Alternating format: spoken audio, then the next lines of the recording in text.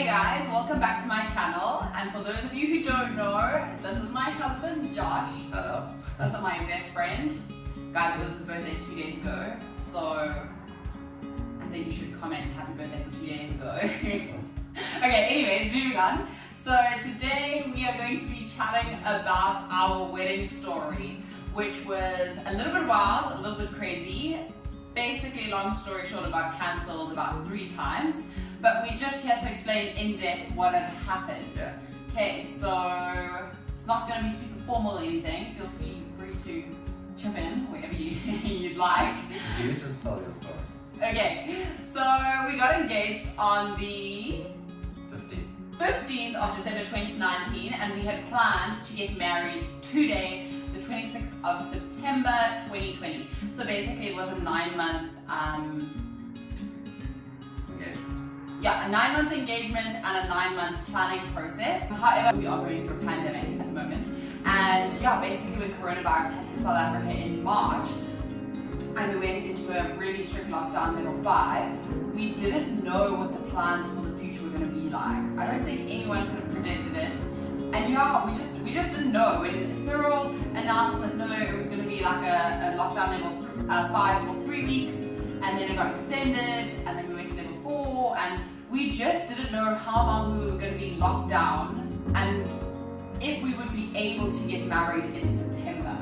At that time, basically, all weddings were off, and kind of all wedding venues were, if not shutting down, not giving refunds and not communicating with their kind of clients. So it was more of a case of like, are we even going to be married or be able to get married at all in September, or kind of what do we do?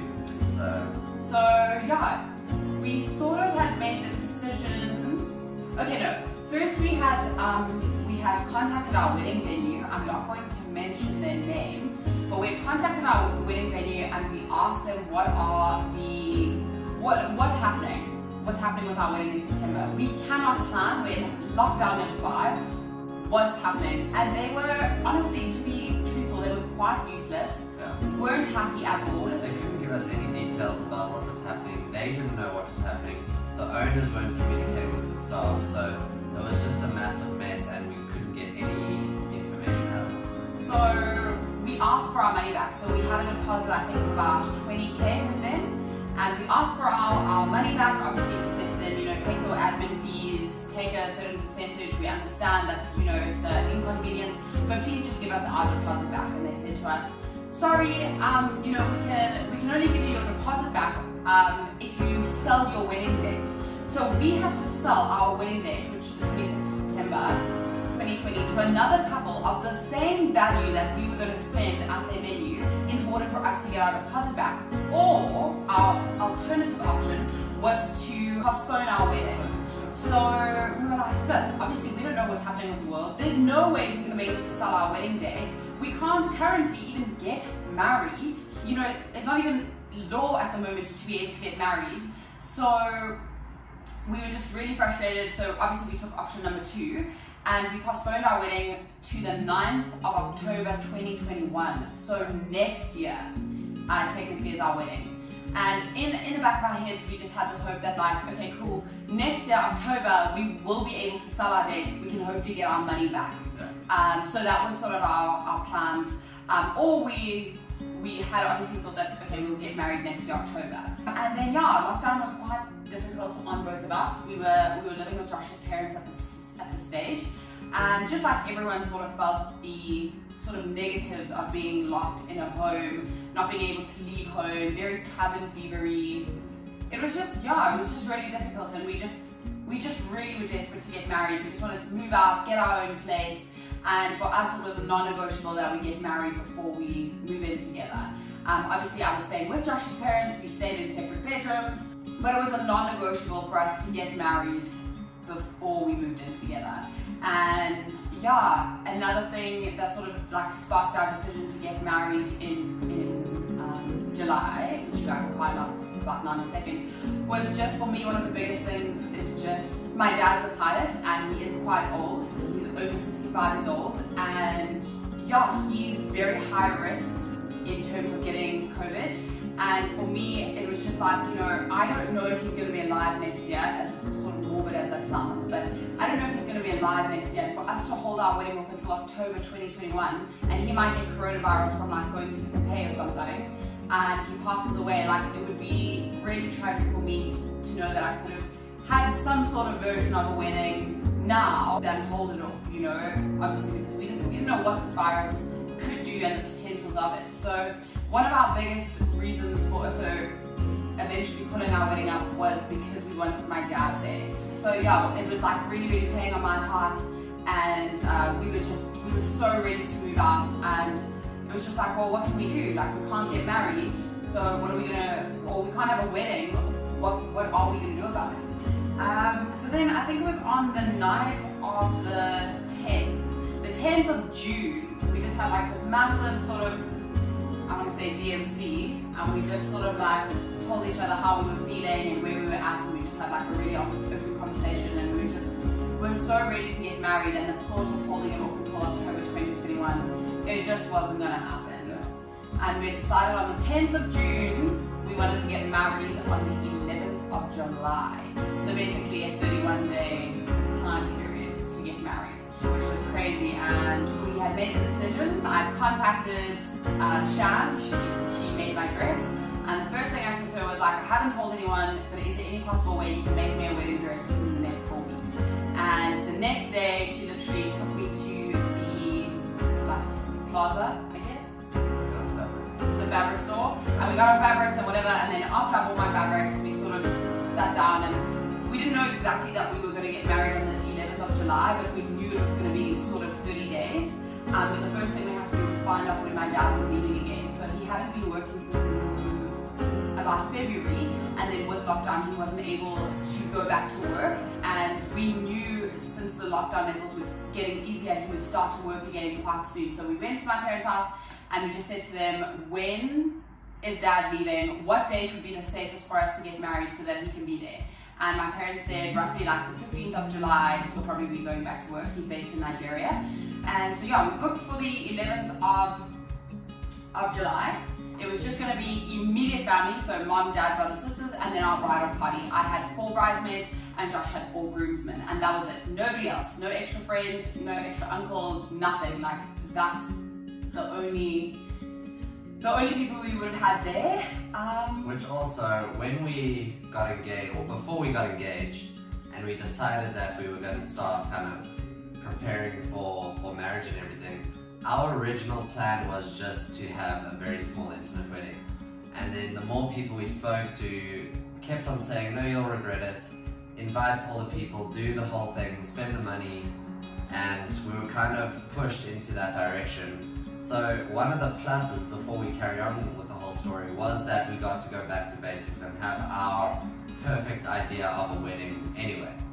Yeah, because that's the thing, like we went to this very small wedding, like a pizza wedding, super, super chilled, like only immediate family, immediate friends, best friends, and then you like go to one wedding venue and you sold, you're like, okay, I want this princess dream where, like really that's never what we ever wanted. Okay, so we chose the 11th of July, now we just needed a venue. Obviously with lockdown, I think we were in level 4 still. Level 4 going into level 3. We were heading into level 3, yeah. So we had asked some very, very good friends of ours if we could get married in their home. And they have this beautiful little home with this entertaining balcony, and we wanted to get married there, just family, and obviously they would be there too. And they were so honored, they were so excited, everything was sort of planned, arranged. We had contacted Max, the photographer, and you know, she was super excited too, and she didn't mind that we didn't have a set date and that it was like at someone's home, and like everything was just quite confusing and spontaneous. She was so amazing with that, and everything was perfectly fine. And then on the 26th of June, so basically 2 weeks later, after we had not had this plan of getting married in 30 days time, and like everything was sort of coming into like action, I guess, our pastor, he literally just said to us, this, Josh, it's illegal to be having a wedding. You cannot be having a wedding. We can't even have family gatherings and homes. You guys cannot actually have this wedding. He's like, it's not law, so sorry, like, you guys, you can't do this. Okay, so basically Trev said to us, we are not allowed to get married in their home, and we needed to change our venue and we needed to change our plans. And now this left us with 14 days before our wedding. So basically he said to us that we can get married at the church, or legally married at the church. It's a registered place of worship, and he's obviously a registered marriage officer. So yeah, 14 days before the time we were like, okay, change of plans. We were not doing what we had planned to do, and we were super cool with it. And yeah, so it was quite cool building up to it. My dress is getting made, super simple. Josh, we got a suit in January, so that was fine. The kitchen team was planned and like almost in a drive-by fashion, so it wasn't a massive gathering, but people could come, quickly wish, and then be on their way.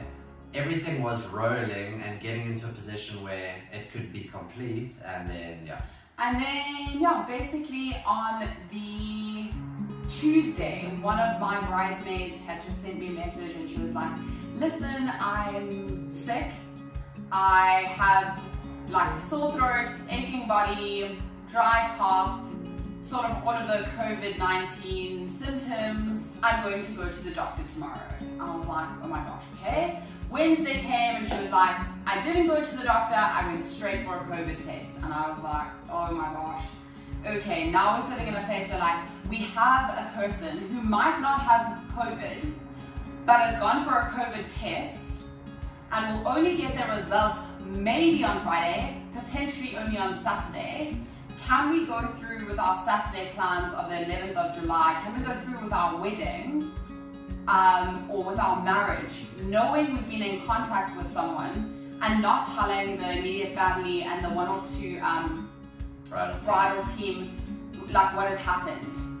And we were sitting in this moral sort of dilemma of like, do we go through and just hope that her results are negative, or do we just cancel? And obviously like the right thing was to cancel, whether she was positive or negative, because had she come out positive, we would have then had to cancel like on the day.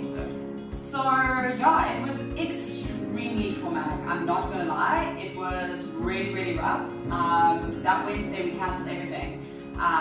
Called Max, our photographer, called Shan, called literally everyone. Obviously Shan was making the dress, called the bridesmaids, called family, our parents, had to call Trev, our pastor, just guys, like the wedding's off, the wedding's cancelled.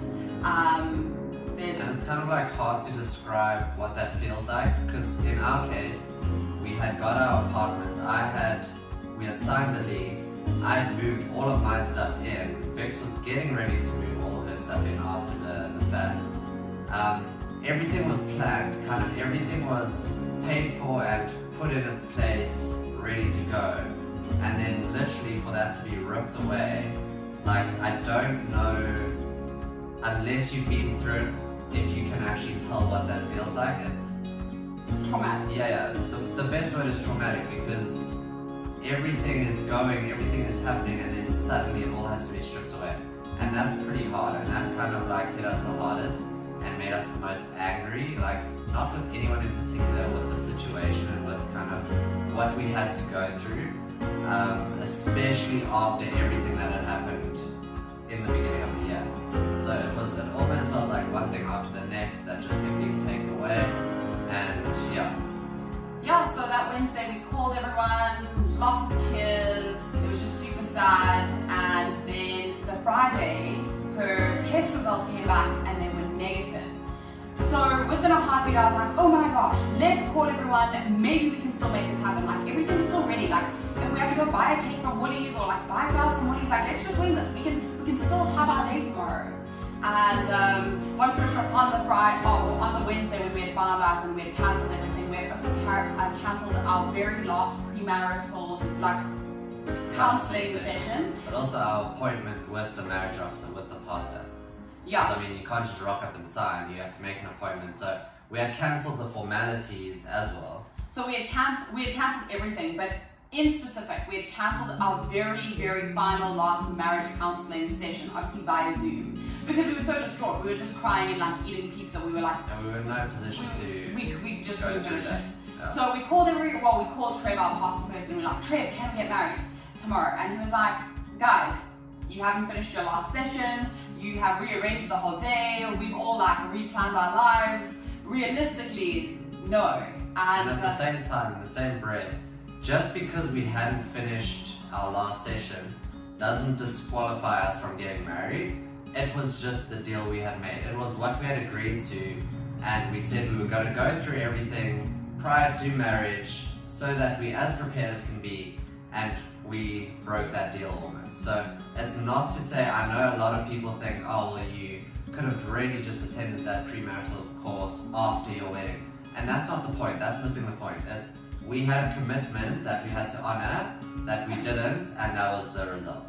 Yeah, and it was just like everything, you know, and in that moment, I think finding out that the results came back negative it was so great for us, because it was like, yes, okay, we haven't been exposed to coronavirus, everyone we've been in contact with hasn't been exposed to it, our friend is fine. However, it felt like, just blatantly being honest, we had cancelled everything for nothing. That's just how it felt.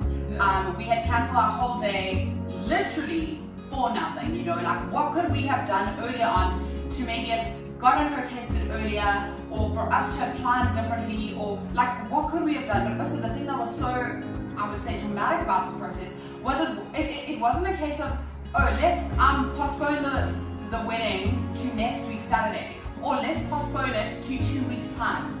My dad was leaving the very next Saturday, and because we were getting married at a church that's also on a school property, we couldn't get married throughout the week because school was happening, schools were back open, and it was one thing after the next thing. It was like, you can't even just move it to next Saturday. Everyone would have been fine with that, but we couldn't because my dad was already going to Nigeria. And just to put it into perspective for you guys, he's left now. He left on the 18th of July. He's only coming back next year, January. So it was really just so overwhelming. We couldn't go to the venue, just one thing after the next. And in that moment, on that Friday, Josh and I were like, stuff it. We're not getting married. So he had moved in here on the 1st of July, and I was meant to be moving in, obviously, the night of our wedding on the 14th or the 11th of July. And we're just like, marriage isn't for us. So yeah, that Friday afternoon, we were just like, you know what, stop it. We're not meant to get married. Obviously, there's a reason why it keeps getting taken away from us. Like no. It just wasn't happening. It was one thing after the next thing after the next thing, and we literally were just like, we're not getting married. And moving in before marriage, stuff it, we're just never, ever going to get married.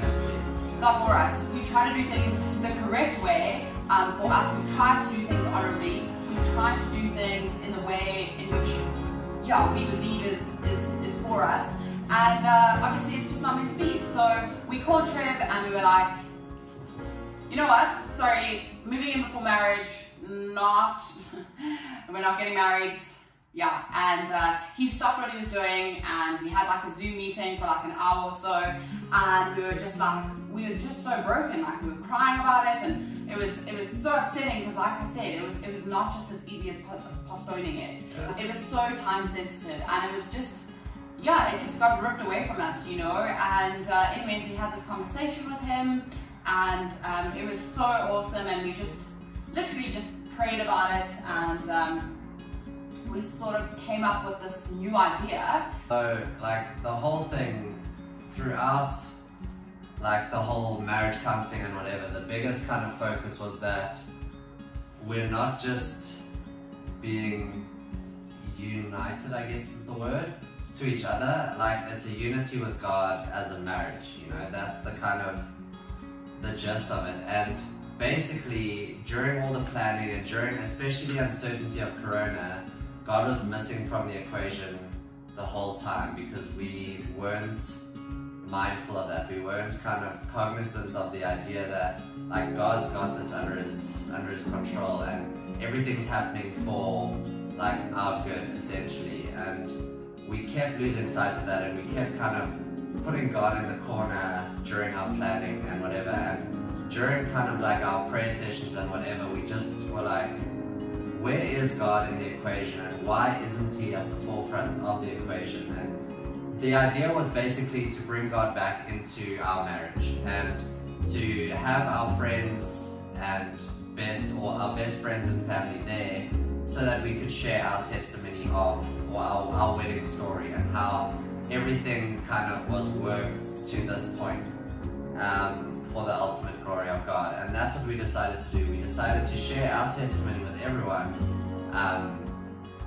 not in a hope to kind of necessarily change other people's minds or manipulate their minds in uncertainty and everything, but just to share our story of God's goodness to us and how He provided kind of the path through everything. I think that was our biggest focus.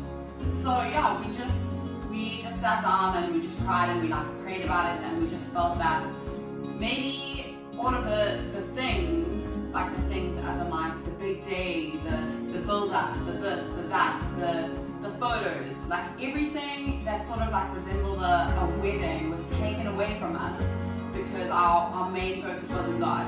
Our main focus was sort of like a very worldly sort of idea, and we just felt this tugging that yeah, like we were still going to get married. So it was basically, we just asked Trevor, well, when is the soonest time we can get married? And he said, just another point on that, we're not saying God took all those things away from us because He wanted to be at the forefront of everything. That's not what we're saying. What we're saying is that our focus was on everything but God. Our focus was on how do we sort this out? How does the photographer make this look the best? How do we get everyone that we want there during this COVID time when we don't really know how we're allowed to do that? So we're not saying God's going to take everything away from you if you're not focused on Him. That's not what we're saying at all. What we're saying is that we had to shift our focus back on God and trust Him for a way through this. And that meant for us, because that's what we always wanted, not having all the fancy, flashy stuff. That was beautiful. Yeah. Yeah, no, you said that perfectly. And yeah, so basically we asked Trev, when is the soonest time we can get married? And he said Tuesday, 12:30. And we're like, cool. So I wasn't gonna wear my dress. We had obviously, I told Chan, don't make it. Josh wasn't gonna wear his suit. We'd actually gone and like sort of got something else to wear. Josh got a white shirt. I got a white like polo sort of jersey.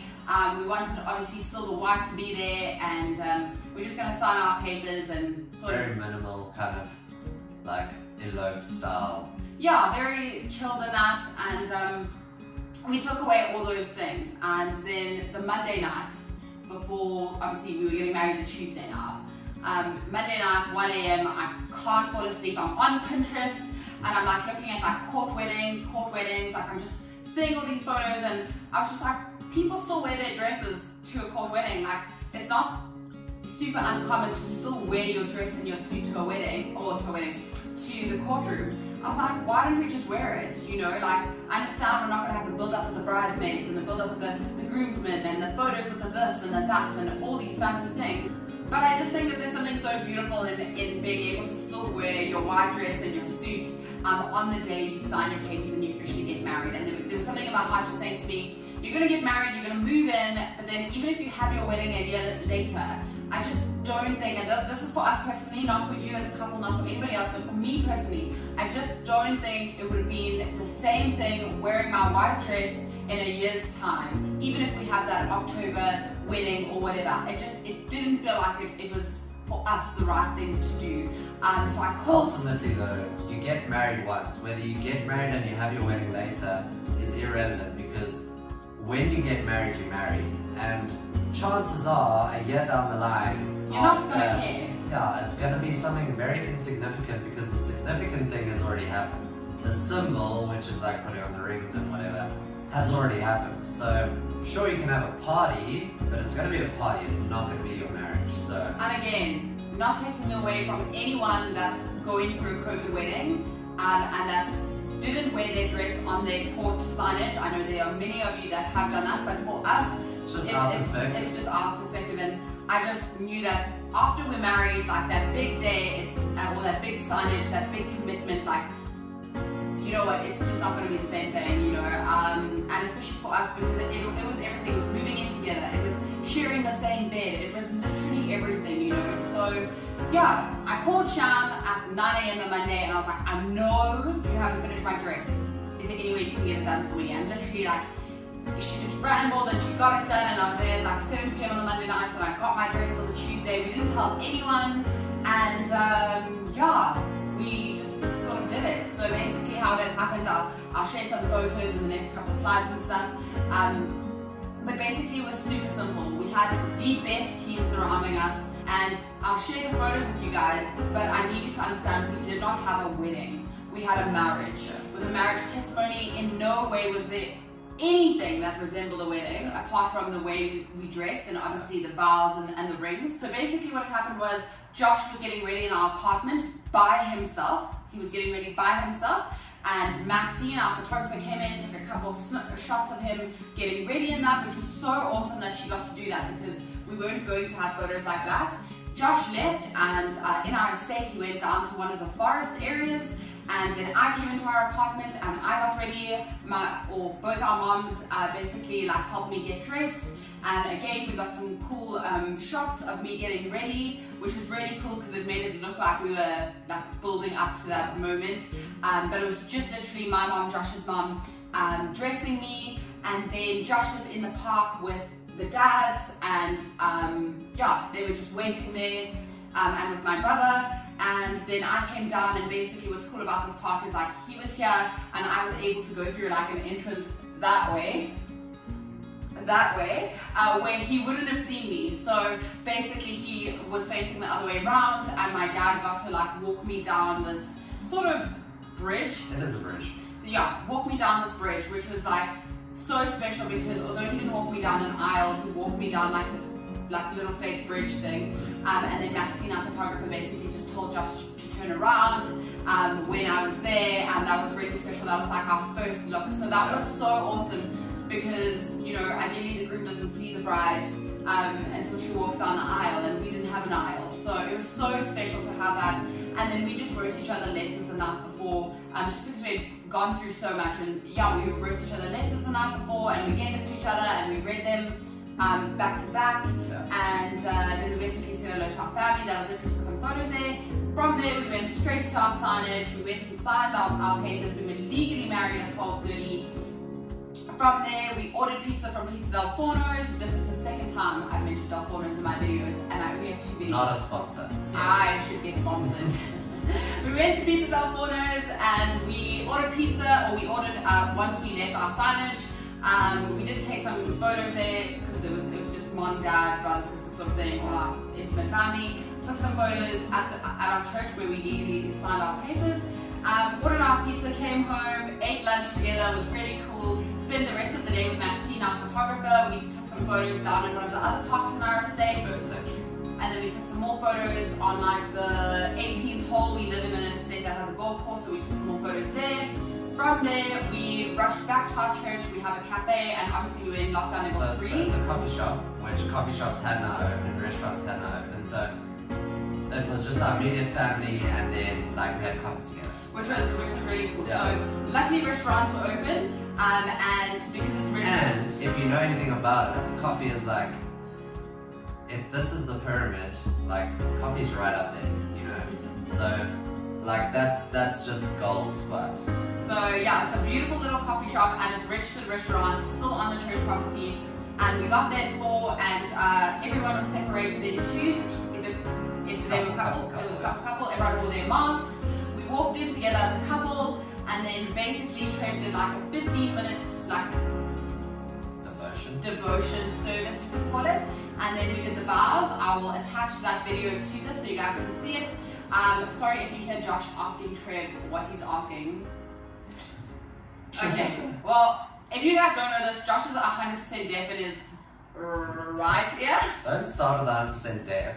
I'm deaf in this ear, I'm good in this ear. So I was facing this way, Trev was here and whispering so that no one else would hear what he's saying. And I'm like...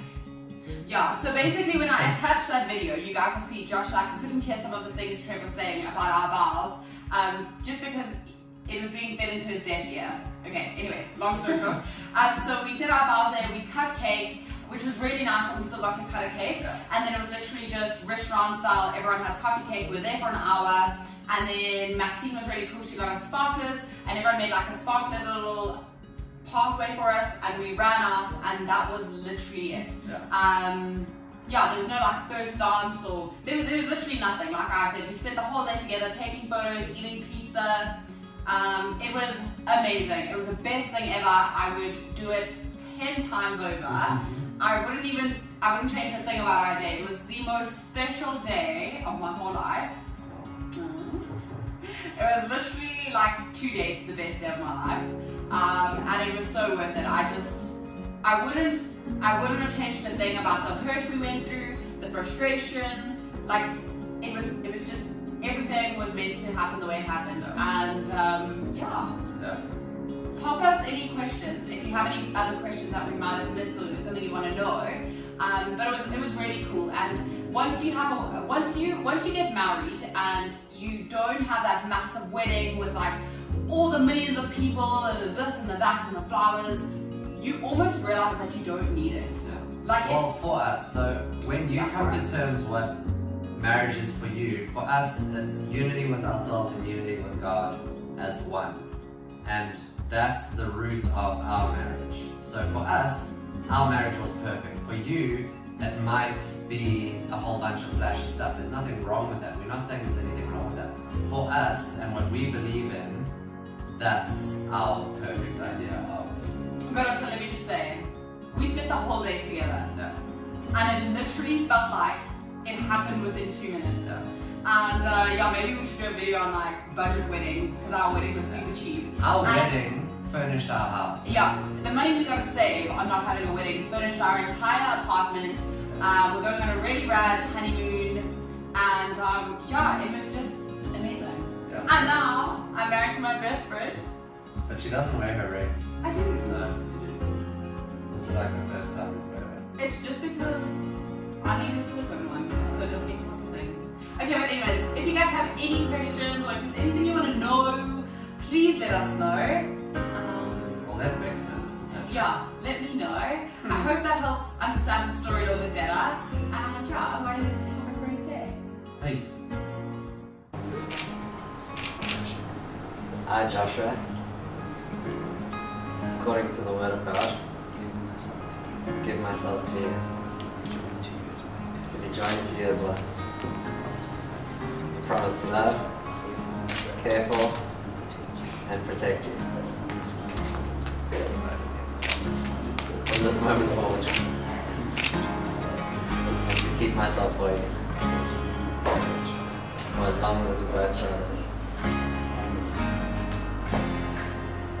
Vicky-Leigh, you take Joshua David Rigger as your husband, submitting yourself to him as unto the Lord, showing reverence to him as the head of this union for the rest of your life. Amen. I, Vicky, according to the word of God, submit myself to you as your loving wife. I will honor, respect, and support you as the head of this union from this moment forward. I'm going to keep myself only for you for as long as we both shall live. Wonderful. So can I ask for Vicky's ring, please?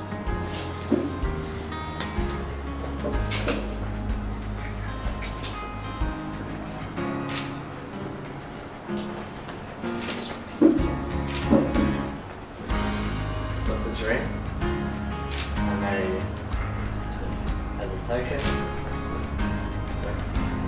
a memorial of my undying love for you.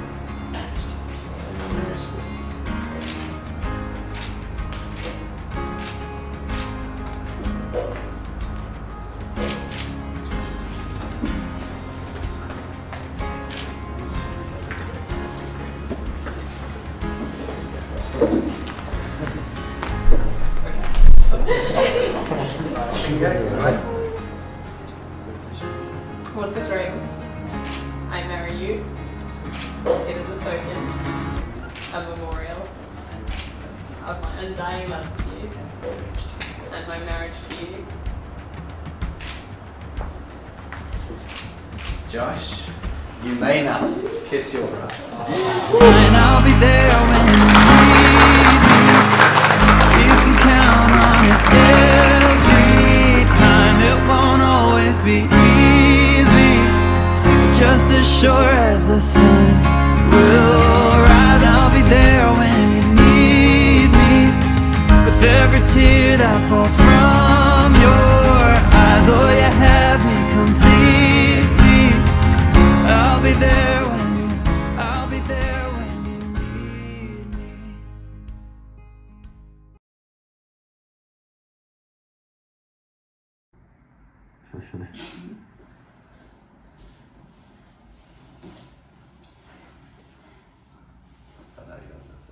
No. Okay. Hi you guys, welcome back to my channel. Okay, wait. No, that's good. Okay. You sure? Yeah. Sorry, I farted. Dude. Oh my god. I'm so sorry. What is wrong with you? It was an accident. Okay. What was I saying? Swim. I swim. Yeah, swim.